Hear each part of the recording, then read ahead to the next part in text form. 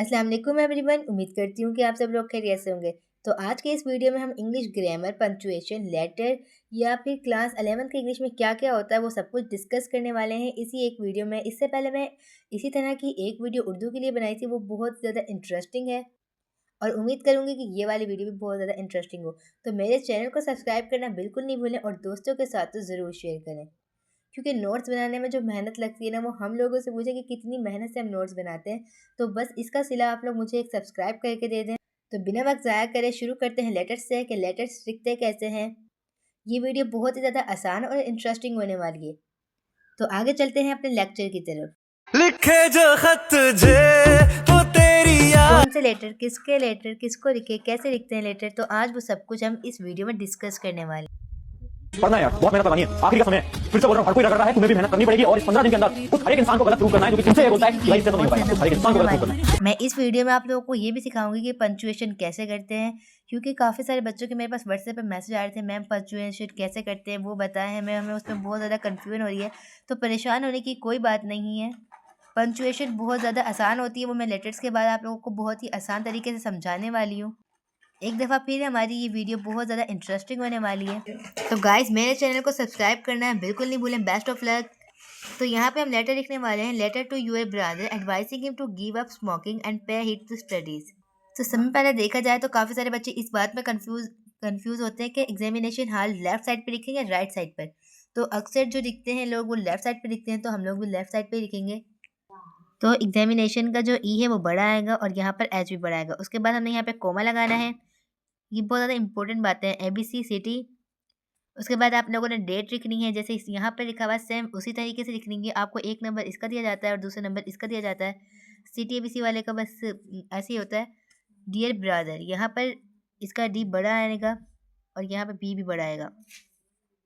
इसका भी आपको एक नंबर मिलेगा। 3 नंबर तो आपको यहीं पे मिल जाएंगे। चौथा नंबर इसकी बॉडी के होंगे, मतलब ये जो सब कुछ यहाँ पे लिखा हुआ है। तो इसमें अगर आप लोगों को कोई अच्छी सी कोटेशन आती है तो आप लोग वो भी डाल सकते हैं। पैराग्राफ आप लोगों ने बना बना के लिखना है। जैसे कि मैंने यहाँ पे एक पैराग्राफ के बाद इमिली डिक्सन के लिखे हैं words. Hope is the thing with feathers that perches in the soul. तो लेटर लिखना तो बहुत ही ज़्यादा आसान है, बस थोड़ी सी कन्फ्यूजन होती है तो उसी वजह से लेट हो जाता है। बच्चे जो है ना वो बहुत ज़्यादा कंफ्यूज हो जाते हैं कि आखिर करना क्या है। कुछ बच्चे कुछ और कर रहे होते हैं, कुछ और। तो जो तरीका मैंने आप लोगों को यहाँ बताया है तो उसी को फॉलो करें। तो जैसे मैंने आप लोगों को बताया कि एग्जामिनेशन हॉल फेब्रवरी, मतलब तारीख वगैरह आप लोगों ने ऐसे लिखनी है। कोई अच्छी सी कोटेशन आती है तो आप लोग वो डाल सकते हैं। वैसे अगर मैं बताऊँ तो मैंने 2-3 लेटर्स लिखे हुए हैं जिनके अंदर कोटेशन डाली है जो ज़्यादा इंपॉर्टेंट है। तो कम से कम अपना 1.5 पेज का करना है और बिल्कुल सही करना है। पैराग्राफ बना बना के लिखना है। आपको कोई कोटेशन अच्छी सी आती है आप लोगों ने वो डालनी है। अगर नहीं आती तो ना ही लिखें तो बेहतर है, मतलब गलत होने से तो बेहतर ही है। पैराग्राफ बना बना के लिखना है और अच्छी बातें लिखनी है।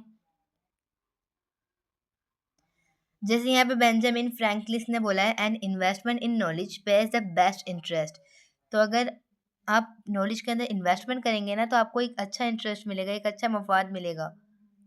तो लास्ट में हमने क्या करना है, यूर लविंग सिस्टर, मतलब भाई को लेटर लिखा है तो यहाँ पे आप ब्रदर वगैरह कुछ भी लिख सकते हैं। तो यहाँ पे आपको कोमा आएगा। तो जैसे यहाँ पे आप लोग डॉट देख सकते हैं, इसका भी आपको एक नंबर मिलेगा, यानी कि 4 नंबर तो इसकी बॉडी के मिलेंगे और 4 नंबर आप लोगों को इस चीज़ के मिलेंगे। तो कितने हो जाएंगे, पूरे 8 नंबर हो जाएंगे। तो ये था लेटर लिखने का आसान तरीका। ये कुछ ज़्यादा ही आसान था क्योंकि 3 ही मिनट के अंदर ही सब कुछ हमने सीख लिया कि लेटर कैसे राइट करते हैं। जो कन्फ्यूजन थी वो सारी की सारी दूर हो चुकी है। तो बिना वक्त ज़ाया करे आगे चलते हैं, दूसरे लेटर्स को देखते हैं। क्योंकि लेटर्स 2 तरह के होते हैं, एक फॉर्मल लेटर और एक इनफॉर्मल लेटर। एग्जाम में ज़्यादातर इनफॉर्मल लेटर आते हैं तो फिर हम वही सीखेंगे। इनफॉर्मल लेटर से मुराद दोस्तों को देना, मतलब दोस्तों से बातचीत के लिए लेटर भेजना, बहन भाई का आपस में, मदर वालिद ऐसे वगैरह। हाल हवाल पूछने के लिए जो लेटर्स होते हैं वो उन्हें इनफॉर्मल कहते हैं। तो अब दूसरे लेटर्स को देखते हैं। तो जैसा कि दूसरा लेटर है, letter to your friend to borrow books from him. दोस्त से कुछ किताब उधार लेने के लिए। तो आप यहाँ पे देख सकते हैं कि एग्जामिनेशन का ई बड़ा है, एच भी बड़ा है, आगे कोमा है। डेट वगैरह आपने ऐसे लिखना है। अब यहाँ पे दोस्त तो डियर अली लिखा हुआ है। जैसे यहाँ पे दोबारा इमिली डिक्सन ने लिखा है, there is no frigate like a book to take us lands away. तो आप लोगों ने पैराग्राफ बना बना के लिखने का। कोई कोटेशन अच्छी सी आती है तो कोटेशन डालनी है। A book is a dream that you hold in your hands. यहाँ पे ज़ाहिर है कि वो दोस्तों की किताब मांगने के लिए उसकी तारीफ़ें भी कर रहा होगा। तो लेटर आपने 1.5 पेज तक लिखना है। अगर आपको कोई अच्छी सी कोटेशन आती है, कोटेशन डालनी है। आप देखिए yours sincerely X Y Z, same उसी तरह लिखा हुआ है यहाँ पर भी। ये छोटी-छोटी सी चीज़ें आपको बहुत ज़्यादा अच्छे नंबर दिलाएँगी। तो नेक्स्ट लेटर है हमारे पास, letter to your father requesting him to hire a private tutor for you. तो यहाँ पर एक प्राइवेट टीचर की बात हो रही है कि भई हो सकता है उसे समझ ना आ रहा हो, तो इसलिए वो अपने वालिद को खत लिख रहा है कि भई मुझे एक टीचर की ज़रूरत है। तो जैसे कि यहाँ पे डियर फादर है, एग्ज़ामिनेशन हाल है, एबीसी दिसंबर तारीख वगैरह वही लिखा हुआ है। असल में ना इस लेटर में मैंने थोड़ी-सी अपनी वर्डिंग भी करी है ताकि ज़्यादा आसान हो जाए। मैं आप लोगों को बार-बार बता रही हूँ, अगर कोटेशन कोई अच्छी आती है तो वो लिख लेना, मतलब आपको अच्छी तरह आती हो, कोई गलती ना हो। क्योंकि एक तो आप उसे मार्कर से लिखोगे, हाइलाइट हो जाएगी, दूसरा अगर गलत लिख दोगे तो नंबर तो गए।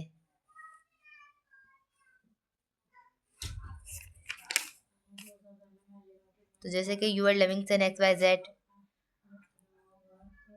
तो ये था आज का हमारा लेटर का टॉपिक। बिना वक़्त उम्मीद करती हूँ कि आप लोगों को समझ में आ गया होगा, तो बिना वक़्त ज़ाया करे आगे चलते हैं पंक्चुएशन की तरफ। क्योंकि ज़्यादातर बच्चों के मैसेज आ रहे थे, मैम पंक्चुएशन समझाएँ, पंक्चुएशन समझाएँ। तो अब आखिर वो दिन आ ही गया जब मैं पंक्चुएशन समझा रही हूँ। तो आप लोगों ने अच्छी तरह तैयार होकर समझना है और उस वीडियो को पूरा देखना है, दोस्तों के साथ ज़रूर शेयर करें। आगे चलते हैं अपने लेक्चर की तरफ। ऐसा ना हो कहीं आप लोग मेकअप करने लग जाओ, मेरा मतलब है रेडी हो जाओ। क्योंकि पंक्चुएशन अगर गौर से समझोगे तो जल्दी समझ में आ जाएगी, नहीं तो फिर समझ ही नहीं आएगी। पता है गाइस अभी भी क्या हुआ, अभी भी बहुत बड़ी प्रॉब्लम हुई है। अभी क्लास में मैम आई हैं और बच्चों ने उनको बोला है रुको मत जाओ, और वो पता है क्या समझे, वो समझे रुको मत जाओ। तो ये बहुत बड़ी प्रॉब्लम है। इस प्रॉब्लम से कैसे निपटें? आप लोगों के दिमाग में तो कोई भी आइडिया नहीं आ रहा कि अब क्या करना चाहिए, बिल्कुल भी दिमाग नहीं चल रहा। बहुत ज़्यादा आप लोग परेशान हैं कि क्या करें, इस मुसीबत से कैसे जान छुड़काएं। जी हाँ, मैं पंचुएशन की बात कर रही हूँ, ये एक बहुत बड़ी प्रॉब्लम बन चुकी है छोटे बच्चों के लिए। तो घबराएं बिल्कुल नहीं, बिल्कुल स्टॉप हो जाएं, रिलैक्स हो जाएं, क्योंकि अब मेरे पास एक बहुत ही ज़्यादा मज़ेदार आइडिया आ गया है। तो क्यों ना इस वीडियो को आप लोग पूरा देखें और पंचुएशन की मुसीबत को यहीं हल कर दें। बच्चों मेरे चैनल को सब्सक्राइब करना बिल्कुल नहीं भूलें, पंचुएशन बहुत ही ज़्यादा आसान है, मैंने अभी आपको एक मिसाल देके समझाया है। तो बिल्कुल न मत घबराएं, इस वीडियो में आपकी ये वाली प्रॉब्लम भी हल हो जाएगी। तो पंचुएशन के कुछ सिंबल्स होते हैं, जैसे पीरियड या जिसको फुल स्टॉप भी कहते हैं, question mark, exclamation point, comma, semicolon, colon, dash, hyphen, quotation marks, apostrophe. तो समझते हैं कि ये क्या चीज़ होती है और इनका इस्तेमाल कब करना होता है। तो शुरू करते हैं पीरियड और फुल स्टॉप से। It shows that the statement is complete. ये जो फुल स्टॉप होता है ये जाहिर करता है कि हमारी बात यहाँ तक ख़त्म हो चुकी है। जैसे कि आप एग्जाम्पल देख सकते हैं, माई नेम इज़ रावी। तो यहाँ तक मेरी बात ख़त्म हो चुकी है, तो इसलिए इसके आगे क्या है, फुल स्टॉप या पीरियड है। तो दूसरा हमारे पास है क्वेश्चन मार्क, ये सवालिया निशान, जिससे ज़ाहिर हो जाता है कि भई क्या बात हो रही है। इट शो द इंट्रोगेशन, मिसाल के तौर पर आप लिख सकते हैं कि व्हाट इज़ योर नेम। ये भी एक सवाल है। मतलब इन मार्क्स से, इन सैम्पल से हमें ये पता चल जाता है कि हमें ये जो सेंटेंस है इसकी प्रोनाउंसिएशन कैसे करनी है, इसको पढ़ना कैसे है। तो पंक्चुएशन से ये आसानी हो जाती है। पंक्चुएशन सिर्फ हमारे इमोशंस होते हैं। अब बोलने में से तो हम ज़ाहिर कर सकते हैं ना, लेकिन लिखने में कैसे ज़ाहिर करेंगे? लिखने में हम इन सिंबल्स के ज़रिए ज़ाहिर करेंगे अपने इमोशंस को। तीसरे नंबर पे आता है एक्सक्लेमेशन पॉइंट, यानी कि ये किसी भी चीज़ की मतलब अचानक जैसे हो जाती है खुशी से, हुर्रे पाकिस्तान मैच जीत गया, मतलब हम बहुत ज़्यादा खुशी से कह रहे होते हैं, या अलास पाकिस्तान मैच हार गया एक दफ़ा फिर, मतलब बहुत ज़्यादा दुखी से हम कह रहे होते हैं। तो आगे है कोमा। कोमा तो बहुत ही ज़्यादा इम्पोर्टेंट चीज़ होती है। जैसे पीरियड होता है, पीरियड पे बात ख़त्म हो जाती है, लेकिन कोमा, कोमे से ये ज़ाहिर होता है कि अभी बात जारी है, अभी आधी हुई है। मतलब अगर फुल स्टॉप की जो बात है वो 2 सेकंड की है, तो फिर कोमा की जो बात होगी वो 1 सेकंड की होगी। मतलब ये होता है, हमें इस पे इतना टाइम रुकना चाहिए। फुल स्टॉप पे बात कंप्लीट हो जाती है, लेकिन कोमा पे बात जारी रहती है। तो ये क्या है, हमें यूज़ कहाँ यूज़ होता है? सेपरेशन आइडियाज़ और elements use in number, trades and salutation. Salutation का मतलब पता है आप लोगों को? जैसे सर और मैडम को अलग-अलग आगे उनके कॉमा लगाते हैं अलग करने के लिए। जैसे लेटर में होता है डियर सर, मैडम वगैरह। तो ये कहाँ-कहाँ यूज़ होता है कॉमा, इसका देखते हैं।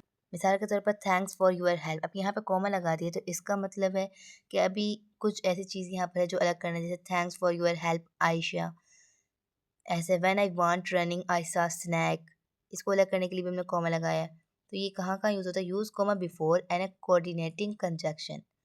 अब ये कोऑर्डिनेटिंग कंजंक्शन कैसे मतलब क्या होता है? जैसे एंड हो गया, बट हो गया, ये आपस में लिंक करते हैं, जॉइन करते हैं चीज़ों को। जैसे ये क्या करते हैं, 2 इंडिपेंडेंट क्लास को जोड़ते हैं। क्लास क्या होती है? सब्जेक्ट और वर्ब की जो ग्रुप होती है, इसके अंदर 2 टाइप्स होती है, इंडिपेंडेंट और डिपेंडेंट। अब इंडिपेंडेंट क्या होती है? ये आप लोगों से पढ़ के आ चुके हैं कि फिर बताने में क्या है। इंडिपेंडेंट वो क्लास होती है जो सिर्फ़ सब्जेक्ट और वर्ब पे ही मतलब समझ में आ जाए। जैसे कि आप देख सकते हैं कि ये ऊपर वाली लाइन ये इंडिपेंडेंट है दोनों। व्हेन आई वांट रनिंग, मतलब सॉरी ये डिपेंडेंट है। वो थोड़ी-सी मिस्टेक हो गई थी, यहाँ एग्ज़ाम्पल लिखना भूल गई। Use comma after a dependent, अच्छा हम इंडिपेंडेंट की बात कर रहे थे। तो इंडिपेंडेंट क्लास वो होती है जो किसी पर भी निर्भर ना करे, मतलब उसका मतलब हमें फ़ौरन समझ में आ जाए। तो आगे कहाँ यूज़ होता है? Use comma after dependent clause that start the sentence, मतलब कोई ऐसी सेंटेंस जिसमें डिपेंडेंट से शुरू हो रही है तो वहाँ पे कोमा इस्तेमाल करते हैं। जैसे व्हेन आई वांट रनिंग, तो ये हमारे पास क्या है? ये हमारे पास डिपेंडेंट सेंटेंस है। यहाँ पे हमें समझ नहीं आ रहा जब तक इसके आगे कोई हम दूसरा सेंटेंस नहीं लगाएँगे। ये तो अपने उसमें कोई मीनिंग नहीं दे रहा है। जैसे आई सॉ अ स्नेक, तो अब मतलब समझ में आ गया कि जब वो बाहर दौड़ने गया तो उसने क्या देखा? वहाँ पे सांप देखा। तो आ गया सेमीकोलन। ये क्या करता है? ये इंडिपेंडेंट क्लास को आपस में जोड़ता है। एग्जाम्पल में some students write with a word processor, क्या करते हैं? कुछ स्टूडेंट्स लिख रहे हैं वर्ड प्रोसेसर से और यहाँ पे सेमीकोलन का, others write with a pen, और दूसरे क्या कर रहे हैं? पेन से लिख रहे हैं। दोनों ही इंडिपेंडेंट क्लास है, बस इनको आपस में जोड़ने के लिए हमने किसका इस्तेमाल करा है? सेमीकोलन का इस्तेमाल करा है। तो आगे कॉलन है, ये कोटेशन, एक्सप्लेनेशन, एग्जाम्पल और सीरीज में इस्तेमाल होता है। मिसाल के तौर पे I am planning to study 4 subjects, मतलब आगे इसकी बताने के लिए भी कितने सब्जेक्ट्स हैं, मतलब 4 सब्जेक्ट को हम बयान कर रहे हैं, आगे सीरीज ही होगी ना ये। तो physics, math, English and science. अब मैंने यहाँ पे इसको अलग कोमा पता है क्यों लगाया? क्योंकि ये ऑक्सफोर्ड का कोमा है। दुनिया में इस बात पे जंग चल रही है कि यहाँ एंड से पहले कोमा आएगा नहीं आएगा। तो जो ऑक्सफोर्ड का कोमा होता है ना, वो सबसे आखिरी उस पर लगता है, मतलब ये आखिरी है ना साइंस, तो इससे पहले जो कोमा लगेगा वो ऑक्सफोर्ड का कोमा होगा। बस इतना ही आप लोग जान लें। तो आगे है डैश और हाइफन। डैश 2 तरह के होते हैं, एक एन डैश और दूसरा एम डैश, यानी कि एन डैश से मुराद जो एन के साइज़ का मतलब होगी लाइन, और एम डैश जो एम की तरह होगी। तो डैश क्या करता है? ये सेपरेट वर्ड्स इनटू स्टेटमेंट, ये क्या करते हैं? अलग करते हैं। तो एन डैश क्या होता है वो देखें। 1884 से 1909 के दरमियान में जो डैश लगा है वो एन डैश है। शी सैड नो, उसने कहा नहीं। तो इसके दरमियान जो डैश लगा है वो एम डैश है। हाइफन क्या होता है? ये थोड़ा छोटा होता है। जॉइन टू और more words into a compound term, ये करता है दो अल्फाज या दो से ज़्यादा को आपस में जोड़ता है कंपाउंड बनाने के लिए। जैसे कि इको एक अलग वर्ड है, फ्रेंड एक अलग वर्ड है, दोनों को मिला के एक ही वर्ड बना दिया इको फ्रेंड। बुक अलग वर्ड है, लविंग अलग वर्ड है, तो क्या बना दिया? Book loving. दोनों का अपना अपना मतलब है ना। सन इन लॉ, सन का अपना मतलब, इनका अपना मतलब, लॉ का अपना अलग मतलब है। डॉटर इन लॉ का भी अलग मतलब है और वेल नोन का भी। तो ये तो छोटे बच्चों जैसी बातें बहुत ज़्यादा आसान है। वैसे कभी कभी गड़बड़ टीचर से भी हो जाती है, ज़रूरी थोड़ी है कि स्टूडेंट्स ही गड़बड़ करें। तो आगे है कोटेशन मार्क्स। ये आप देख सकते हैं घोड़े जैसे सिंग लगा दिए हैं यहाँ। जैसे आप लोगों ने देखा होगा ना, ज़रबुल अमसाल या मुहावरात वगैरह को अलग करने के लिए हम ये इनका इस्तेमाल करते हैं कोटेशन मार्क का, जो quotation repeated word for word. अब आखिरी है एपोस्ट्रोफी, मतलब पोसेसिव केस या कॉन्ट्रैक्ट फॉर्म। जैसे आपने देखा होगा कि ये अक्सर लगा हुआ होता है आई विल, आई एम। आगे है पैरेंथेसिस, ब्रैकेट्स, ब्रैकेट्स और एलिप्सिस। ये अक्सर मैथ में इस्तेमाल होती हैं। अगर आप लोगों ने बोर्ड में समझा होगा तो आपको जल्दी समझ में आ जाएंगी। ये ब्रैकेट्स हैं, इसका ज़्यादा ताल्लुक इंग्लिश से नहीं है, मैथ से। तो आगे एक्सरसाइज देखते हैं ताकि समझ तो आ सके कि आप लोगों को कितना समझ में आया और कितना नहीं आया। तो पेन लेते हैं और स्टार्ट करते हैं। तो पहला सेंटेंस है yes he said I will be home by 10। तो इसमें जो समय पहले गलती है, उसने बोला जी हाँ, उसने कहा कि वो 10 बजे आएगा। तो इसका मतलब क्या है? यस। यहाँ पे यस अलग है तो इसके ऊपर क्या लगाएंगे? हम कोटेशन मार्क लगाएंगे। ही सेड, उसने कहा, ये अलग बात है। आई, यहाँ पे एपोस्ट्रोफी आएगा, आई विल हो जाएगा, यस एल लगा दें और यहाँ से ये, और इसके ऊपर क्या आ जाएगा? पीरियड आ जाएगा, मतलब फुल स्टॉप आ जाएगा। तो ये तो हो गया। आगे he deals in 3 cars X Y Z. तो इसने क्या कहा? 3 कार्स मतलब सीरीज में, तो यहाँ पे क्या लगाएंगे? कोलन लगाएंगे और फिर यहाँ पे फुल स्टॉप आ जाएगा। When the teacher commented that spelling was poor, Lata replied, all the members of my family are poor spellers. ये तो बहुत मुश्किल आ गया है। इसमें तो कोई मुश्किल की बात नहीं, कंफ्यूज होने की तो कोई बात ही नहीं है। When the teacher commented that spelling was poor, तो यहाँ तक तो अलग बात है। आगे बात चले तो यहाँ पे क्या आएगा? कॉमा आएगा। Lata replied, all the members of my family are poor spellers. तो क्या होगा? और ये सारी बात किसकी है? लाता की। और यहाँ पे क्या आएगा? पीरियड आएगा या फिर आप कह दें फुल स्टॉप। तो आगे देखते हैं। There is no room for error said the engineer. तो यहाँ पे सबसे पहले गलती तो आएगी, हम एपोस्ट्रोफी लगाएंगे, यहाँ पर कोमा आएगा और यहाँ पर पीरियड आएगा। तो आगे के जितने भी सवाल रहते हैं वो आप लोग मुझे हल करके बताएं ताकि मुझे समझ में आ सके कि आप लोगों को भी समझ में आया है। उम्मीद करती हूँ कि आज का ये टॉपिक आप लोगों को अच्छी तरह समझ में आ गया होगा। अब चलते हैं अपनी स्टोरी की तरफ कि स्टोरी कैसे लिखनी है, कितने पेज की होनी चाहिए, ये क्या होती है वो। क्योंकि अब जब ये समझा दिया तो स्टोरी समझा देते हैं ताकि बच्चों को आसानी हो जाए याद करने में। तो आपने ये मुझे 5वां, 6वां, 7वां और 8वां करके दिखाना है, स्क्रीनशॉट भेजें या व्हाट्सएप नंबर पे सेंड कर दें ताकि मैं बता सकूँ कि भई सही है। तो बिना वक़्त ज़ाया किए आगे चलते हैं। तो गाइस हमारी स्टोरी का नाम है the slave and a line. तो इसमें भी हमें पैराग्राफ बनाने होते हैं, 1.5 पेज की लिखनी होती है। अगर कोई कोटेशन अच्छी सी आती है तो वो लिखनी है। तो सबसे पहले तो मैंने लिखा हुआ है the story teachers that an act of kindness is always the recompense. मतलब इसी स्टोरी के बारे में लिखा हुआ है। तो आप लोगों ने भी सेम ऐसे ही लिखनी है, पैराग्राफ बना के लिखने हैं। कोई कोटेशन अच्छी सी आती है तो उसे अपने मार्कर से हाईलाइट करना है या 4-5 लफ्ज़ मार्कर से हाईलाइट करने हैं और शुरू के जो पैराग्राफ होते हैं आपने वो तो अच्छी तरह से करने हैं। राइटिंग अच्छी-अच्छी बना के लिखनी है। बस जल्दी-जल्दी में राइटिंग कुछ ऐसी आ गई है। अगर आपको कोटेशन जिसने लिखी है जैसे ये these are the hues of slabs, they glare from the abyss, they cry from unknown grave, we are witness. ये किसने लिखी है? हेनरी वर्ड्सवर्थ लॉन्गफेलो ने लिखी है। जैसे मुझे इसका नाम आता था तो मैंने यहाँ पे लिखा, अगर आपको भी नाम आता है तो आप लोग लिख सकते हैं, इससे अच्छा इंप्रेशन पड़ता है। जैसे कि अब ये kindness is the language which the dumb can speak, the deaf can hear and the blind can see. रहमदिली एक ऐसी ज़बान है जो जो है गूंगा बोल सकता है, बहरा सुन सकता है और अंधा देख सकता है। तो ये लिखा हुई है mark Twain an American writer. मतलब मैंने यहाँ पे उसका नाम भी बता दिया, ये भी बता दिया कि वो एक अमेरिकन राइटर है।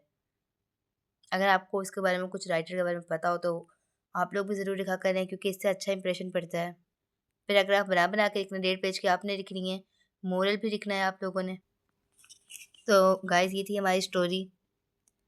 इस तरह हम स्टोरी लिखते हैं। तो अब सब कुछ हो चुका है तो थोड़े से पेयर ऑफ वर्ड्स भी देख लेते हैं कि उनकी प्रेजेंटेशन कैसे। तो आप लोग जैसे देख सकते हैं। तो ये था हमारा आज का टॉपिक। उम्मीद करती हूँ कि आप लोगों को समझ में आ गया होगा। अगर फिर भी कोई कमी बेशी रह जाए तो आप लोग मुझे कमेंट्स करके बता सकते हैं या व्हाट्सएप पे मैसेज करके बता सकते हैं। आज का जो हमारी वीडियो थी वो भी बहुत ज़्यादा इंटरेस्टिंग थी और बहुत ज़्यादा मज़ेदार थी। जिन लोगों ने दिल से समझा उनका बहुत बहुत शुक्रिया क्योंकि उन्हें अच्छी तरह समझ में आने वाली मैंने बहुत ज़्यादा ईजी वर्डिंग इस्तेमाल करी थी। अपने दोस्तों के साथ ज़रूर शेयर करें और मेरे चैनल को सब्सक्राइब करना बिल्कुल नहीं भूलें। तो इंशाल्लाह फिर मिलेंगे नेक्स्ट टॉपिक के साथ। ओके, अल्लाह हाफिज़।